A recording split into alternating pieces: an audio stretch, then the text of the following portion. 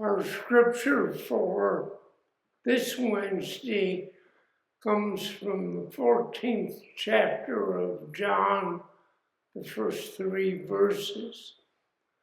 Jesus says to the disciples, "Do not let your heart be troubled. Believe in God, believe also in me.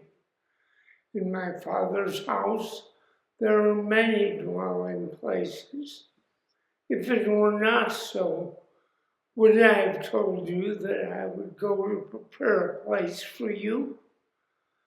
And if I go and prepare a place for you, I will come again and take you to myself, so that where I am, there you may be also."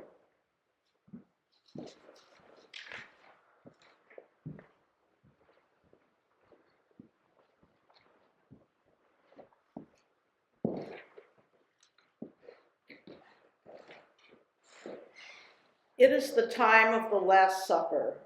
Jesus has talked to Judas about what he is going to do, and he has told Peter that he knows that he will deny Jesus 3 times. And now he is comforting the disciples.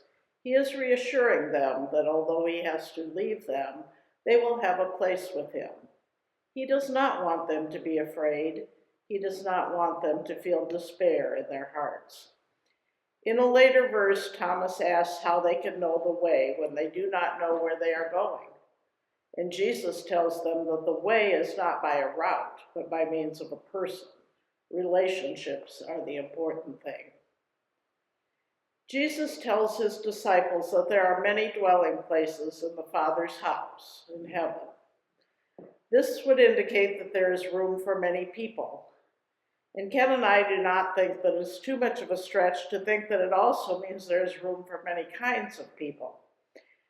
Jesus told us in the parable of the Good Samaritan that your neighbor is the one who needs your help.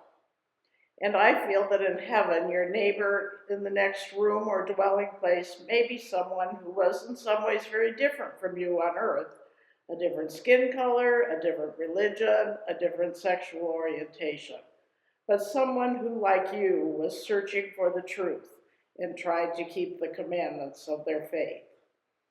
You may have noted that this week Pope Francis, while visiting the home of Abraham, appealed for solidarity among members of the various faiths. Again, Jesus said, "In the Father's house are many rooms." He wanted the disciples to be with him there, and he wants us to be with him there, all of us.